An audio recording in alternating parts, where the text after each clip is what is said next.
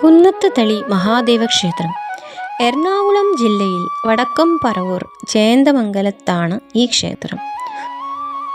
108 ശിവാലയങ്ങളിൽ 103-ാം സ്ഥാനമാണ് ഈ ക്ഷേത്രത്തിന്. കിഴക്ക് ദർശനമായുള്ള ഈ ക്ഷേത്രത്തിൽ പ്രവേശിച്ചാൽ ചതുരാകൃതിയിൽ 2 തട്ടുകളോടുകൂടിയ ശ്രീകോവിലിന് 4 അടിയോളം പൊക്കത്തിലുള്ള ശിവലിംഗം ദർശിക്കാം. മുൻപിൽ നമസ്കാര മണ്ഡപത്തിൽ നന്ദിയുടെ വിഗ്രഹം ദർശിക്കാം. വലത്തോട്ട് തിരിയുമ്പോൾ തെക്ക് ഭാഗത്ത് വടക്ക് ദർശനമായി ഭദ്രകാളി പ്രതിഷ്ഠ. കൊടുങ്ങല്ലൂർ അമ്മയാണ് ഇവിടെ ദർശനം നൽകുന്നത്.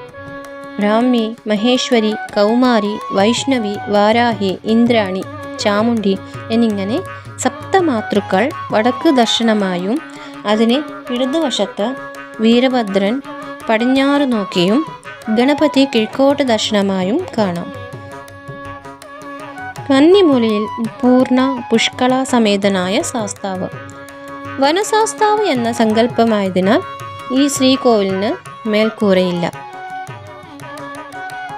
വടക്ക് ഭാഗത്ത് വടക്കും നാഥൻ എന്ന പേരിൽ ശിവലിംഗത്തോടു കൂടിയ ശുഭക്ഷേത്രം കാണാം.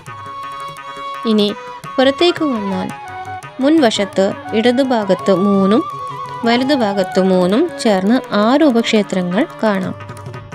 കിഴക്കോട്ടു ദർശനമായി ദക്ഷിണാമൂർത്തി, അഘോരമൂർത്തി, ദുർഗ, ഭൃംഗീരടി, പഞ്ചമുഖലിംഗം എന്നിങ്ങനെയാണിവ. ഇവിടുത്തെ സവിശേഷതയാണ് പഞ്ചമുഖ ശിവലിംഗം. പടിഞ്ഞാറ് സാധ്യോജാതൻ, വടക്ക് വാമദേവൻ, കിഴക്ക് തത്പുരുഷൻ, തെക്ക് അഘോരമൂർത്തി, മുകളിൽ നോക്കി ഈശാനൻ എന്നീ ഭാവത്തിൽ ഒരേ ശിലയിൽ 4 വാതിലുകളിലൂടെ ഈ പഞ്ചമുഖ ശിവലിംഗം ദർശിക്കും. 2000 വർഷത്തെ പഴക്കമുണ്ടെന്ന് വിശ്വസിക്കുന്നു. ഈ ക്ഷേത്രം പഴമ നഷ്ടപ്പെടാതെ വൃത്തിയായി സൂക്ഷിക്കുന്നതിന് നാട്ടുകാരും ജീവനക്കാരും വഹിക്കുന്ന പങ്ക് വളരെ വലുതാണ്.